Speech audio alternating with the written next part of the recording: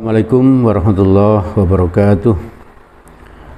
Alhamdulillahi rabbil alamin, alladzi yuhibbul muhsinin wa yarfa'u darajatil muttaqin. Ashhadu an la ilaha illallah wahdahu la syarikalah wa ashhadu anna Muhammadan abduhu wa rasuluh la nabiyya ba'dah. Allahumma salli ala Muhammad wa ala alihi wa ashabihi wa man tabi'ahum bi ihsanin ila yaumiddin. Qala Allah Ta'ala fi kitabil karim, a'udzu billahi minasyaitonir rajim. Bismillahirrahmanirrahim. Ya ayyuhalladzina amanu qu anfusakum wa ahlikum nara wa quduhan nas wal hijarah 'alaiha malaikatun ghiladun syidad la ya'sunallaha ma amarahum wa yaf'aluna ma yu'marun. Jamaah Majelis Taklim yang dirahmati oleh Allah, mari kita senantiasa terus bersyukur kepada Allah karena Allah telah memberikan nikmatnya yang sangat banyak kepada kita. Nikmat sehat, nikmat waktu luang, dan banyak lagi nikmat yang telah diberikan Allah kepada kita. Terutama dua macam nikmat yang terbesar yang diberikan Allah, yaitu nikmat iman dan Islam. Semoga Allah terus menolong kita agar kita menjadi hambanya yang istiqomah taat kepadanya hingga kelak kita dicabut nyawa. Semoga dalam keadaan husnul khotimah. Amin. Ibu bapak, saudara-saudara yang dirahmati oleh Allah, kewajiban orang tua itu sebetulnya cuma satu, yaitu yang ada di Quran surat ke-66 ayat ke-6 yang saya baca pada pembuka tadi. Saya baca sedikit artinya. Hai orang-orang yang beriman, peliharalah dirimu dan keluargamu dari api neraka. Jadi hanya itu, hanya satu itu tugasnya orang tua, tugasnya ayah, tugasnya ibu, pelihara dirinya dari siksa api neraka, lalu memelihara keluarganya dari siksa api neraka. Suami memelihara istri, menjaga istri agar tidak masuk neraka. Suami menjaga, seorang ayah menjaga anak agar tidak masuk neraka. Juga seorang istri, menjaga dirinya agar tidak masuk neraka dan membantu suaminya agar tidak masuk neraka. Juga membantu suaminya mendidik putra-putrinya agar putra-putrinya selamat dari siksa api neraka. Jadi itu yang utama. Tapi dari tugas yang utama itu muncullah tugas-tugas yang lain untuk mendukungnya, Antara lain sudah kita sampaikan di kesempatan yang pertama kemarin, yaitu yang pertama mengakikoi ketika umur 7 tahun. Mengakikoi itu berarti menyembelihkan 2 ekor kambing bagi anak laki-laki dan 1 ekor kambing bagi anak perempuan. Di saat diakikoi itu umur 7 tahun, umur 7 hari, bayi umur 7 hari itu mencukur gundul rambutnya, dan memberi nama anak yang baik-baik, yang mengandung harapan, yang mengandung doa-doa, yang menyebabkan anak tidak minder, Lalu muncul lagi untuk menjaga diri dan keluarga dari siksa api neraka itu muncul tugas yang lain, yaitu menyuruh anak-anak juga istri untuk sholat. Anak-anak kita ajari sholat ketika umur 7 tahun. Dan oleh Nabi disuruh pukul ketika umur 10 tahun anak tidak mau sholat. Mukulnya dengan kasih sayang. Mukulnya dengan apa? Dengan berdoa dulu. Semoga dengan pukulannya itu, dengan penuh kasih sayang, itu bisa menyebabkan anaknya bisa rajin menegakkan sholat, rajin mendirikan sholat.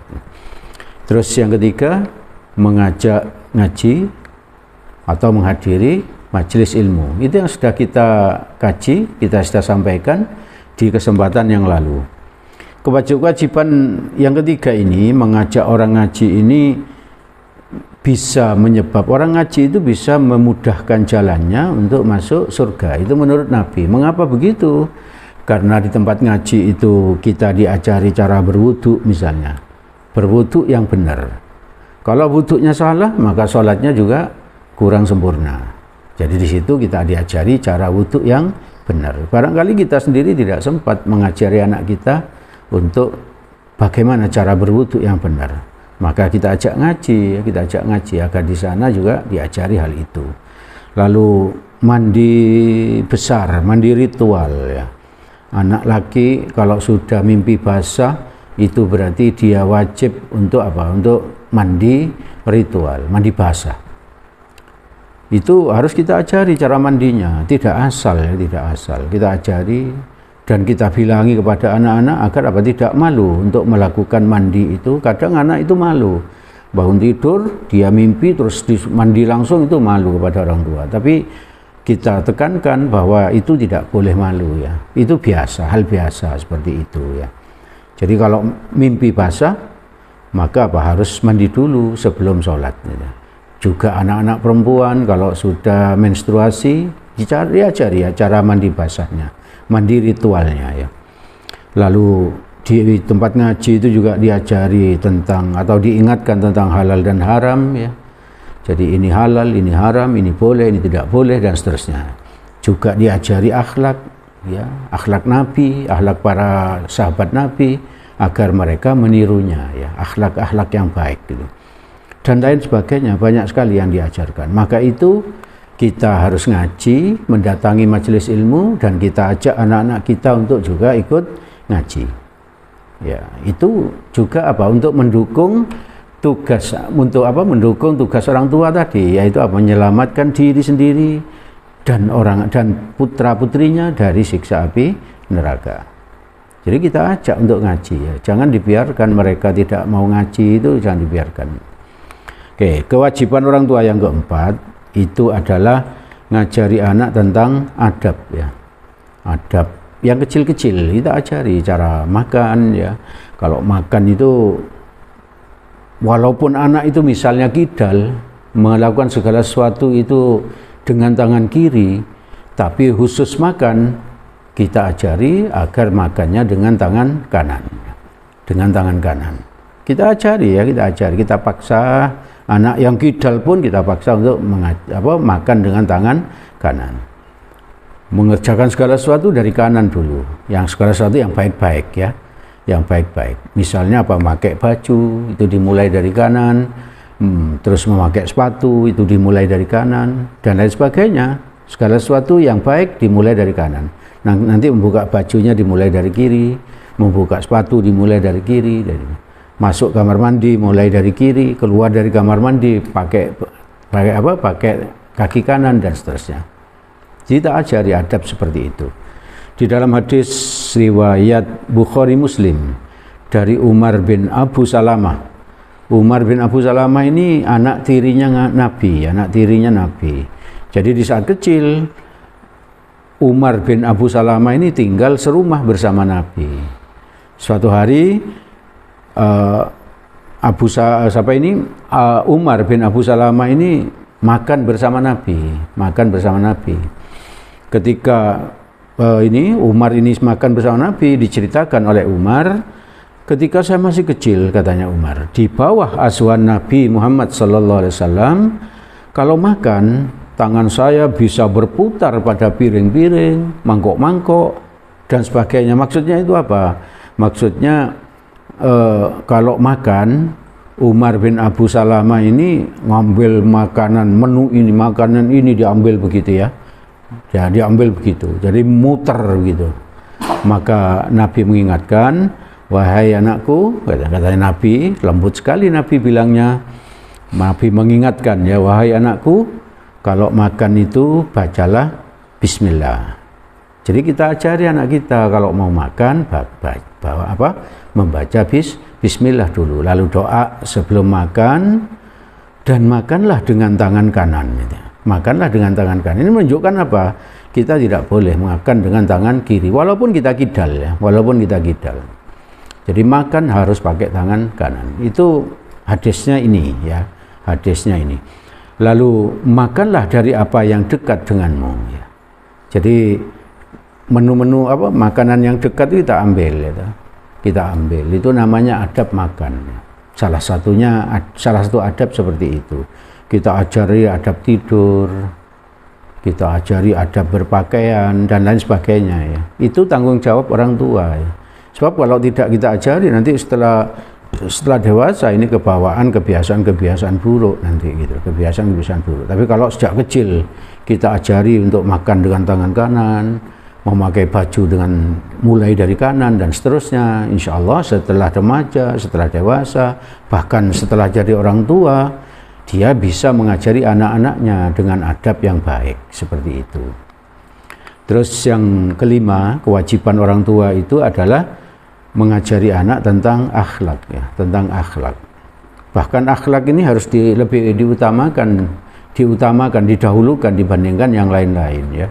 Dibandingkan yang lain. Kenapa? Karena Nabi bersabda bahwa aku, kata Nabi, diutus untuk memperbaiki akhlak.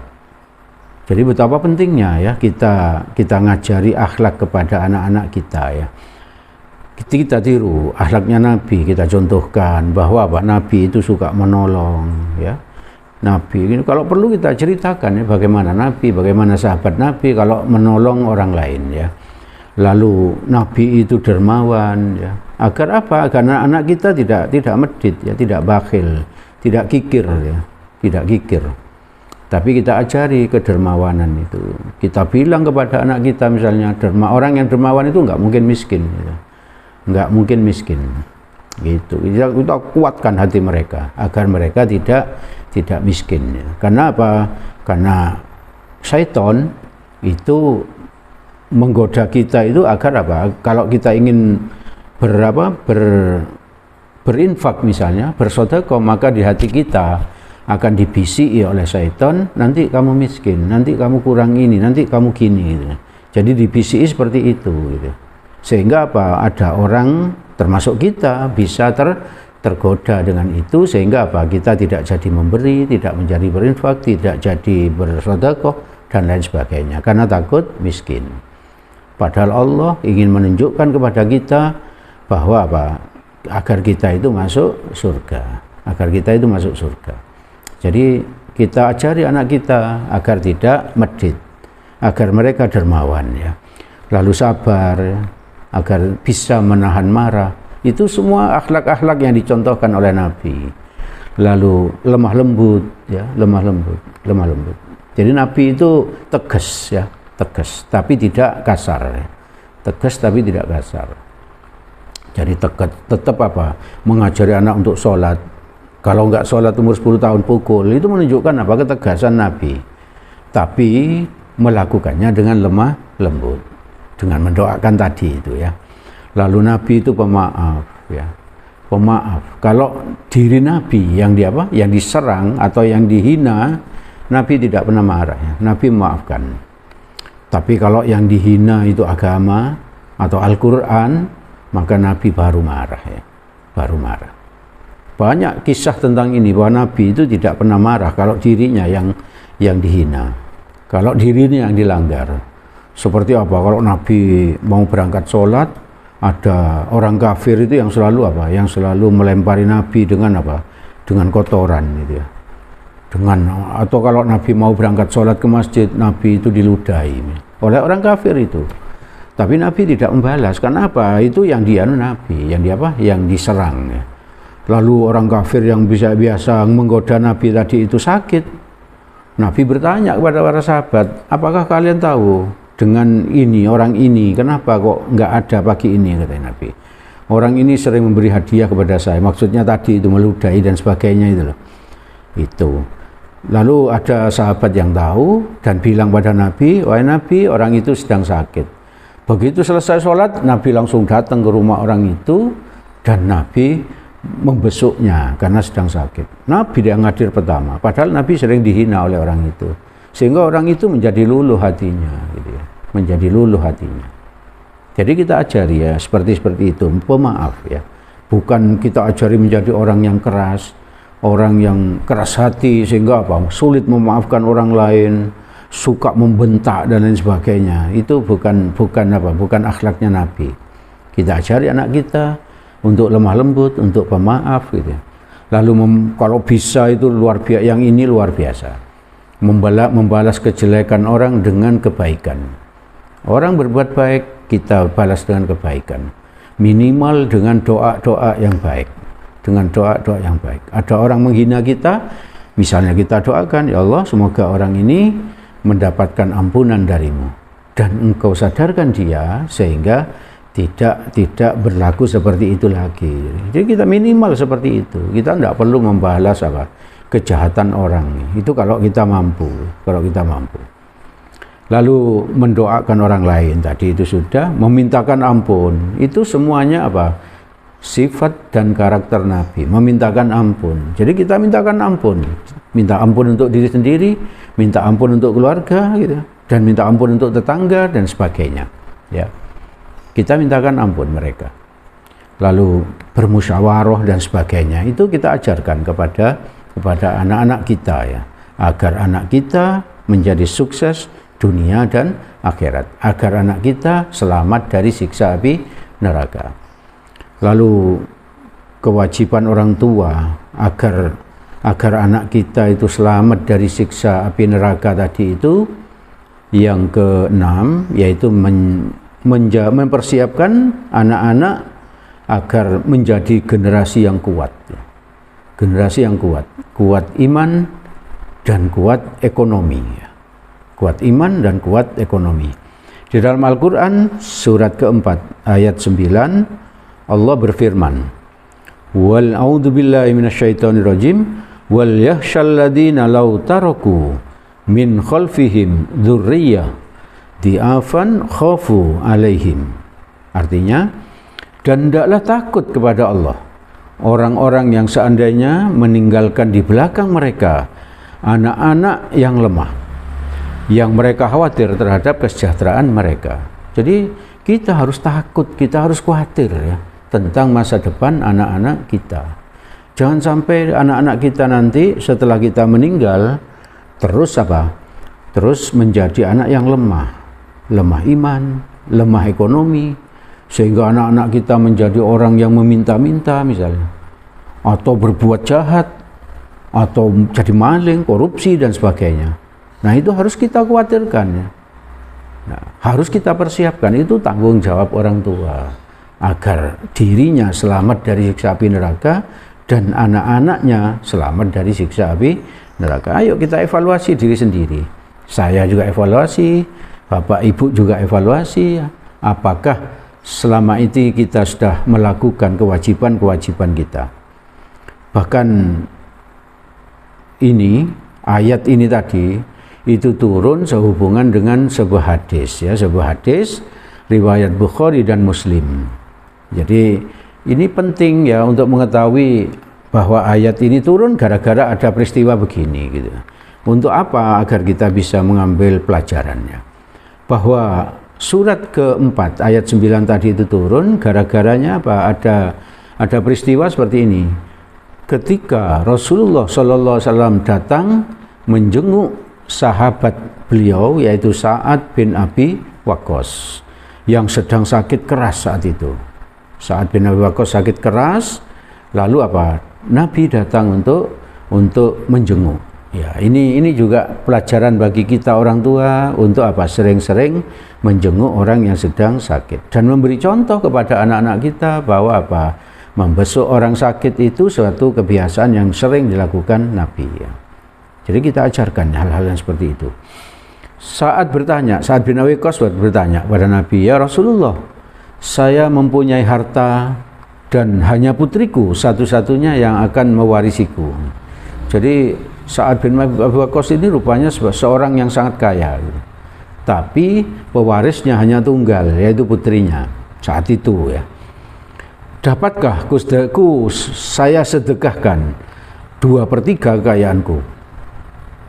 Jadi kalau Sa'ad bin Abi Waqqas itu punya kekayaan 10 miliar misalnya, maka beliau itu meminta izin kepada Nabi untuk mensedekahkannya 7,5 miliar. Adakah di antara kita yang punya keinginan seperti itu? Misalnya punya uang 10 miliar, 7,5 miliar akan disedekahkan. Lalu Nabi menjawab, tidak boleh ya. Nabi menjawab tidak boleh. Lalu Sa'ad bin Abi Waqqas bertanya lagi, bagaimana kalau separuh? Ya Rasulullah, jadi seperti 2/3 enggak boleh. Sa'ad bin Abi Waqqas menurunkan jadi separuh, ya separuh. Nabi menjawab juga tidak boleh ya, tidak boleh. Jangan kamu lakukan itu, kata Nabi ya. Lalu Sa'ad bertanya lagi kepada Nabi, kalau 1/3 bagaimana Nabi? Sepertiga dari harta saya. Maka Rasulullah menjawab, 1/3 itu pun masih banyak. Jadi ini seolah-olah Nabi membolehkan yang 1/3 ini. Tapi Nabi masih bilang itu masih banyak. Sehingga para ulama ada yang menafsirkan hadis ini dengan kalau anak-anak kita itu dalam kondisi kaya, berarti seorang orang tua boleh berwasiat mensedekahkan hartanya 1/3-nya. Tapi kalau anak-anak yang ditinggalkan itu dalam keadaan kondisi lemah ekonomi, maka para ulama sepakat tidak boleh 1/3, harus kurang dari itu. Maka orang tua juga harus berhati-hati berwasiat itu ya, berwasiat itu.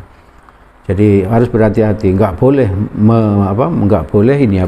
melebihi 1/3 ini ya. Ini ada hadisnya kuat ya, ada hadisnya kuat ya. Jadi tidak boleh. Itu harus menjadi haknya ahli waris.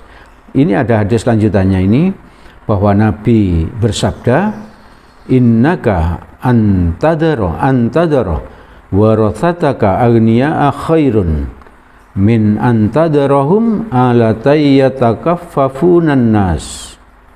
Sesungguhnya, sabda Nabi, sesungguhnya lebih baik kamu meninggalkan ahli warismu dalam keadaan kaya daripada meninggalkan mereka dalam keadaan miskin yang meminta-minta.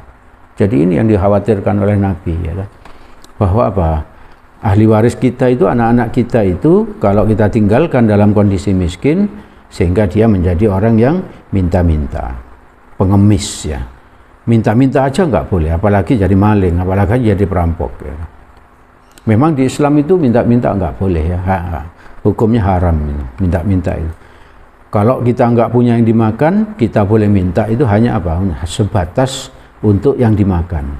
Jadi orang pengemis itu nggak boleh untuk memperkaya diri, nggak boleh. Itu ada hadisnya ya. Ini salah satunya bahwa bahwa kita sebagai orang tua, kata Nabi, lebih baik meninggalkan ahli waris atau putra-putri yang kaya daripada dalam keadaan miskin yang meminta-minta. Jadi ayo kita berusaha keras untuk bekerja keras, menabung, mengirit agar ada yang kita wariskan untuk anak-anak kita, sehingga anak kita menjadi generasi-generasi yang kuat. Juga kita persiapkan iman mereka, ya, iman mereka. Lalu kewajiban orang tua yang terakhir yang saya sampaikan pada kesempatan ini juga tidak kalah pentingnya agar anak kita itu selamat dari siksa api neraka, yaitu menikahkan ya, menikahkan. Jadi kalau anak kita itu sudah cukup umur, dia sudah punya penghasilan, lalu dia sudah punya calon, langsung kita tawari, nak, ayo kita kamu menikah saja gitu ya. Jadi jangan biarkan anak kita melajang terus ya, melajang terus, membujang terus. Harus kita kita tawari untuk menikah. Kalau anak kita belum punya pekerjaan yang bagus, penghasilan kurang bagus, maka anak kita itu kita ajak untuk untuk berpuasa, untuk berpuasa. banyak berpuasa. Agar apa? Agar bisa menahan nafsunya. Karena berpuasa itu bisa menahan nafsu. Jadi harus diberi jalan keluar, harus diberi jalan keluar. Disuruh menikah, atau kalau belum bisa disuruh berpuasa. Itu agar apa? Agar anak kita selamat ya dari siksa api neraka. Di Quran perintah untuk menikahkan anak ini di Quran ada di surat An-Nur ayat 32. Allah berfirman, saya baca artinya, nikahkanlah anak-anak kamu yang belum nikah. Ini. Jadi ini perintahnya, diperintah langsung oleh Allah. Nikahkanlah anak-anak kamu yang belum nikah.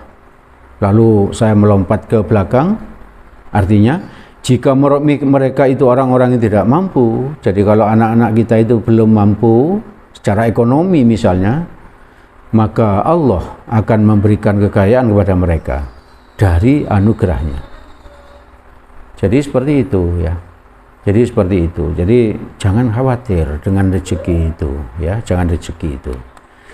Jadi Ibu Bapak, saudara-saudara yang dirahmati oleh Allah, kewajiban orang tua itu yang kita sudah bahas itu satu yang utama, yaitu apa? Menyelamatkan anak-anak kita, menyelamatkan diri kita dan keluarga kita, istri, anak dari siksa api neraka. Karena ingin menyelamatkan itu, sudah kita bahas 7 hal yang bisa kita lakukan, yaitu mengakikoi, lalu menyuruhnya untuk mendirikan sholat, lalu mengajak ngaji, menghadiri majelis ilmu, lalu ngajari anak tentang adab, adab makan, adab minum, adab tidur, dan lain sebagainya. Lalu yang kelima, ngajari anak tentang akhlak, pemaaf, lemah lembut, mendoakan orang lain, dermawan, dan lain sebagainya. Yang keenam, mempersiapkan anak-anak agar kuat iman dan kuat ekonomi, ya. Sejahtera ekonomi. Dan yang ketujuh, segera menikahkan. Mari kita introspeksi diri, apakah semua itu sudah kita lakukan sebagai orang tua? Itu merupakan kewajiban-kewajiban orang tua. Semoga Allah menolong kita agar kita bisa mengamalkan, agar kita bisa menjadi orang tua yang baik. Segala yang baik dan benar itu semata-mata dari Allah. Dan apabila ada salah, saya mohon maaf yang sebesar-besarnya. Mari kita tutup dengan doa kafaratul majlis. Subhanakallahumma wa bihamdik, asyhadu an la ilaha illa anta, astaghfiruka wa atubu ilaik. Billahi taufik wal hidayah. Assalamualaikum warahmatullahi wabarakatuh.